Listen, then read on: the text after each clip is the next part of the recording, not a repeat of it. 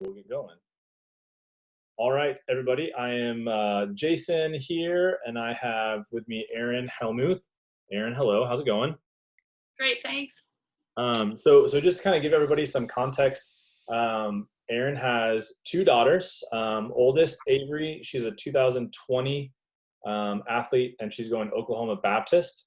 And then Emily is a 2022 athlete, and she has undecided as of right now, and obviously all the rules and stuff come into play. But she has, and you played also, correct? Right? Yeah. Can't forget that piece. So definitely knows the process, understands the process, been through it herself, but also having two daughters go through the process, I feel like makes her feedback and her thoughts very relevant to a lot of families out there. So first question, and I think this is a fun one, at least I do. What have been your least favorite and favorite moments for each of your daughters so far in the recruiting process? I'll start with favorites. I think overall, I just think the whole process, even though it can be grueling and sometimes stressful, I think the whole thing wrapped up is one of my highlights for Avery because it is wrapped up. Yeah. For Emily, it's not, but I just think watching them become a little bit more of who they are is one of my favorite things. Like, you just get to see who they're becoming, what they're about, and they're figuring that out through the process. So I just think that's my favorite part, even though that can also be sometimes hard. But like for Avery, I'll probably talk about Avery more since that's more of a complete process, but I just feel like I got to see her as a boss someday. Like I just saw how she ran that thing, and like she was organized, she had her spreadsheet, she knew what she wanted, she did research. Like I just got this glimpse into, I don't see her at school, I don't see how she works, and to see that was really cool, and just see like kind of toughness come out through it. Yeah. And I think one of the things I just add, and then you can get to your least favorite parts, but I say this all the time to all the families, like, if your daughter does it, it will be huge. It will be so much better. Like she'll get more from it. Like her growth and maturity through the recruiting process, if she's the one that's handling most of it, it can be really, really beneficial for her, I think, in a bunch of ways. And that, you kind of hit on that a little bit. Yeah, I totally agree with that. When we go to workshops, you always remind us of that. And that's because the coaches want to hear from them, but it's more than that. I feel it's more them learning so many skills, and also just learning how to communicate and feeling confident that they can do it. If I do it for her, does she feel like she can do this? Yeah. And so I love that part. Yeah. That's my favorite part. Probably my least favorite part is just, when they're disappointed, and that looks different for everybody. But I just remember one particular phone call I listened in on with Avery, and I think as the adult, I knew where that was going, and it was disappointing. And I don't think she really knew. Like, our kids are still kind of naive to how business and the world works. Yeah.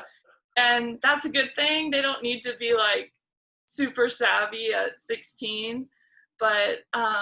But then when you can see that coming, or you can tell, like, she did not massage that answer, and I know what that means to that coach. That's hard. Sure. That's hard to watch. But even then, that's why I say the process is so awesome, because she's where she's supposed to be now. So that was part of what had to happen. Yeah.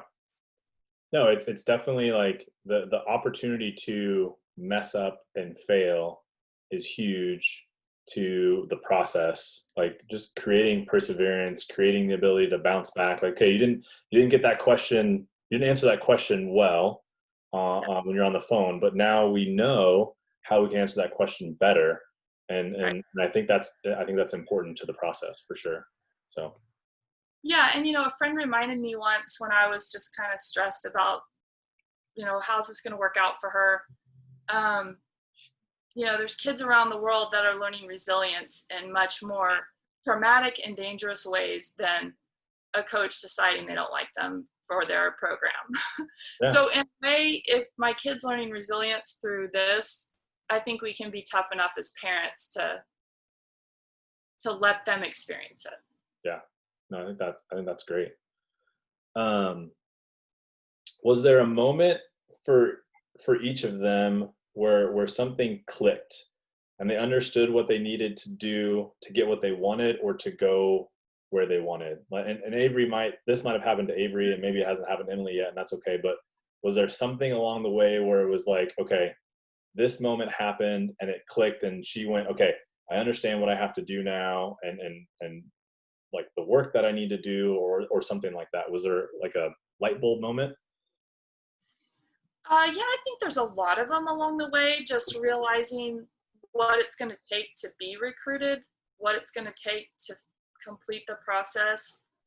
Um, but also just when you get those evaluations about what you need to work on. And I think there's a lot of them.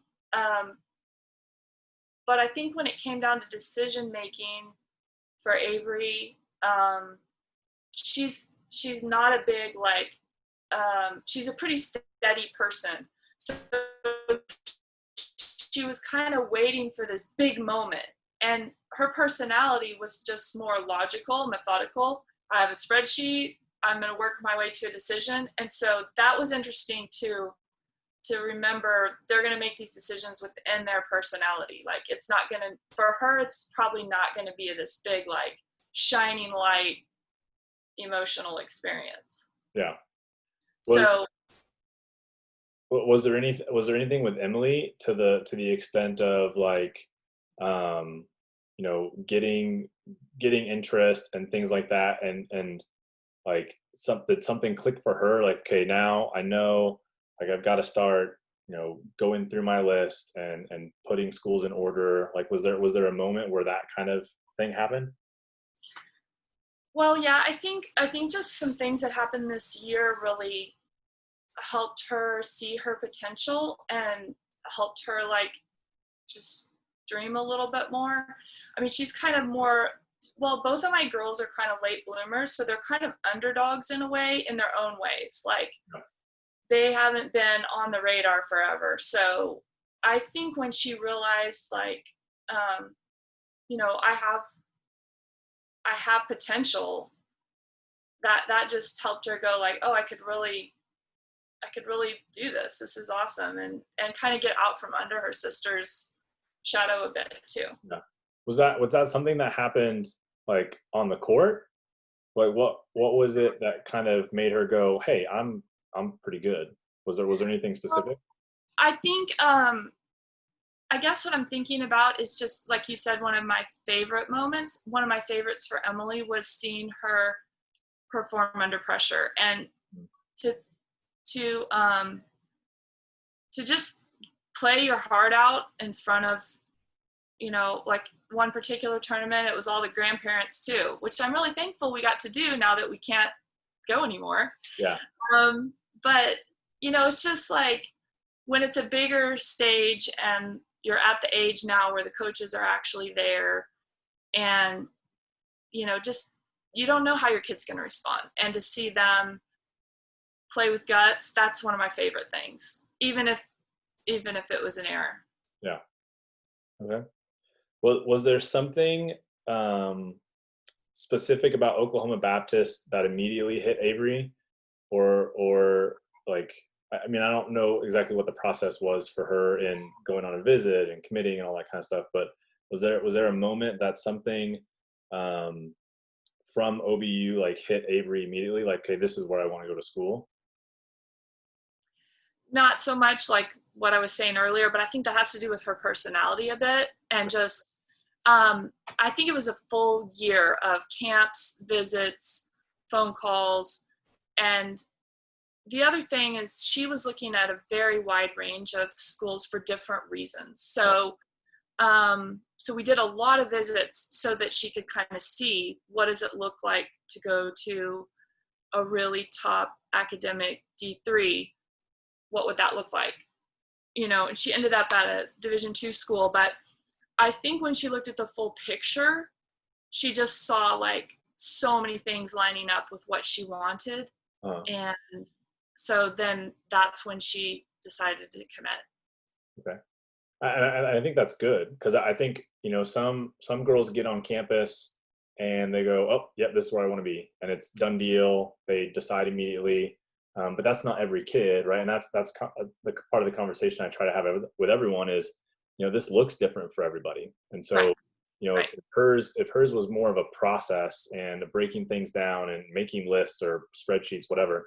I think that's really beneficial to hear because it might not always be something where it's like you step foot on campus and done. So no, I think that's good. Yeah.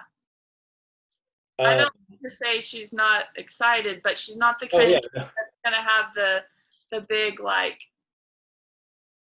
I just learned that about her in this actually. It's just we already know that about her, but then you see just how steady and methodical she is through this experience. It's one of your biggest first life decisions. sure, So that's been cool to see. yeah. Um, what what have been some of the differences and similarities? And we kind of touched on a few of them, but what have been some of the differences and similarities in the recruiting process for each of your daughters? Yeah, so there's a lot of differences. They're 17 months apart, but the recruiting timeline and rules all changed. So even though they were back to back, it was totally different in the last year. But some of the differences, I guess, would be they both started around the same time, um, sending out, information and contacting schools.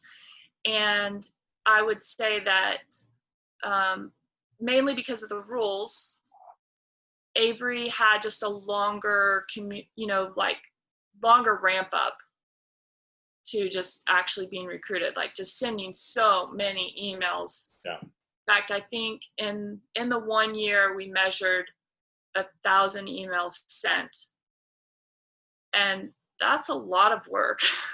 Yeah. That's a lot of time, So I think, and then Emily um, kind of just started doing her recruiting right before the rule change. So she had this like little burst of action, and then of course recruiting's still going on, but it doesn't feel as demanding on the kids during this window. Yeah.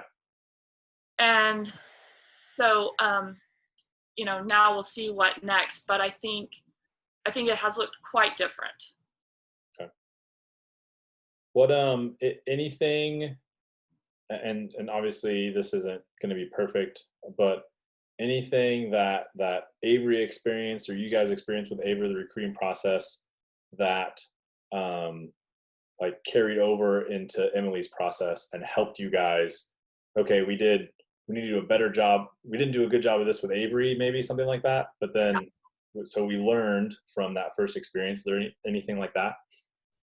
Yeah, sure. I mean, it's kind of lucky for the second kid to get all that advantage, right? But Yeah. I think we learned a ton about like what coaches communicate and what they want to receive. And I know Emily watched Avery and watched her process change, like maybe what she set out thinking she wanted, Mm, it did change over the course of that time. So I think that's been a really a gift to Emily to see that, you can just learn as you go. It doesn't have to be like exactly what you want. So I think we learned some things also just about like you hear advice about video, full game or a highlight or this kind of what you should send and all that. And I think we learned some helpful tips, but mostly in the end, I would just say, just do what you can do. It's not like any of us are going to get this perfect. And so I think I'm a little more relaxed about it, because at first it felt like we got to do it totally right. And I don't know that there's a totally right way to do it. There's definitely some wrong ways to do it, in my opinion. But yeah, no, I Well, think I'm sure you have a lot of thoughts about that. well, and there's definitely, like everyone's process is different, and how everyone goes through that process is going to be different, right? So I think, yeah, I mean, I think you can definitely mess up along the way and still have things, positive things happen. You don't have to be perfect through the process. I think that's a good point. Um, any surprises from the first experience to the second?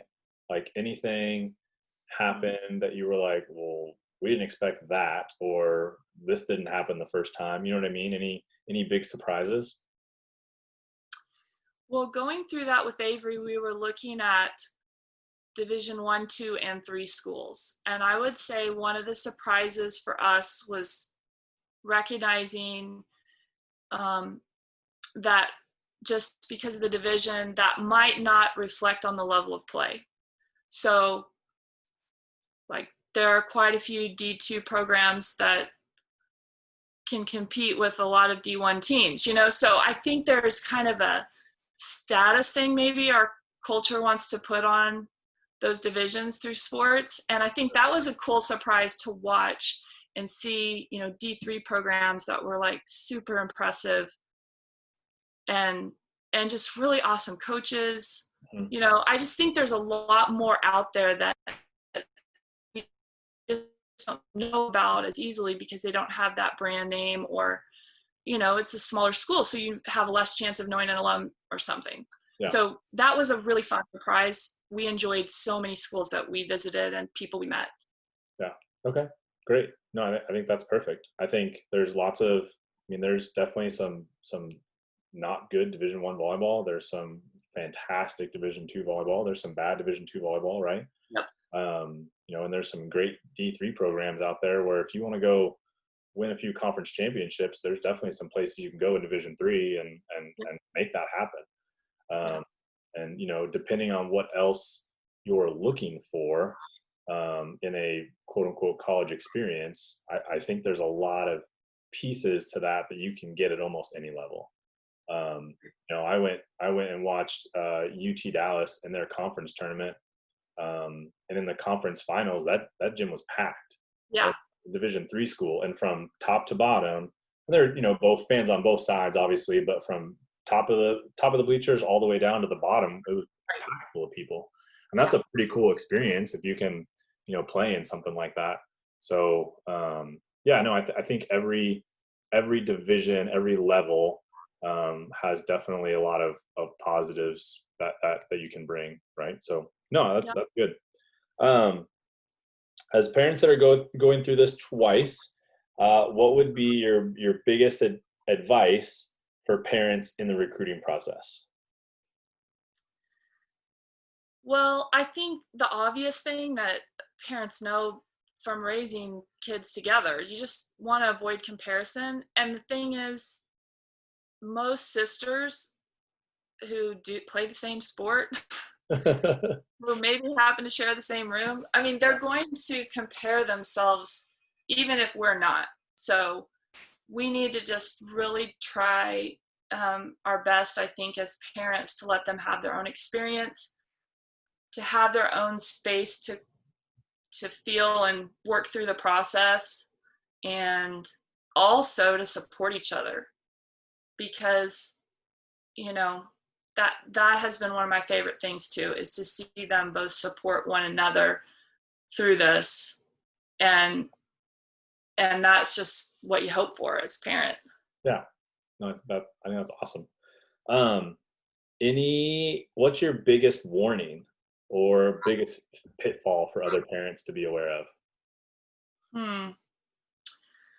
Well, I think we just hate to see our kids sad or disappointed, and or stressed. It can just be like, this feels like so much pressure, or Mhm. how do we know what to do? And I think there's a pitfall to try to make it less stressful, or like not let them feel that disappointment. And I think we need to let them experience this with our support, of course.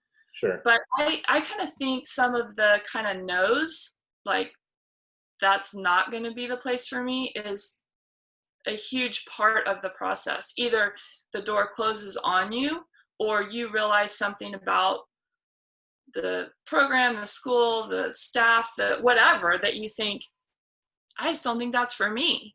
Yeah. That's a good part of learning about yourself. So I think we have to be a little more okay with the uncomfortable part of it. Yeah. And I mean, that's No, that's easy to great say. It's hard to do when you're when you're in losing it. sleep, or you're, you know, worried, or you hurt for your kid. I mean, we hurt for our kids. So I think that's maybe the pitfall I would say to be careful of. Okay. Yeah. No, that's awesome. Well, that was my last question. So, anything you want to add? Anything we missed on? Anything you want to touch real quick? I guess I'd just say to try to remember, and it's hard in the daily grind of balancing work and raising multiple kids and recruiting and all the things we have in life, but just to remember that it's a good process. And if you look at, like, Avery's graduating, and there's a lot of seniors who've just done their application and college choices this semester, and she did it a year ago. Yeah. But just watching them, and they go on visits, and they do research, and they apply to schools, but really the experience we had was much more personal through athletic recruiting, and we spent a ton of time together, and I got to know a lot about my kid through the process. So it's hard. It's also hard when it's younger than before actually college age, but I think it's really worthwhile and beneficial. Awesome. I think that's good to hear because I think Chris said something really similar when he was on. Just the experience of going through this process with your kid is huge as far as like that relationship and getting closer as a family. So that's awesome. I think that's good. Good for other parents to hear. So, well, awesome. Well, thank you, Emily or Erin. I really almost called you Emily. Yeah. Thanks, Erin. Really appreciate it. And yeah, I'm gonna hit pause.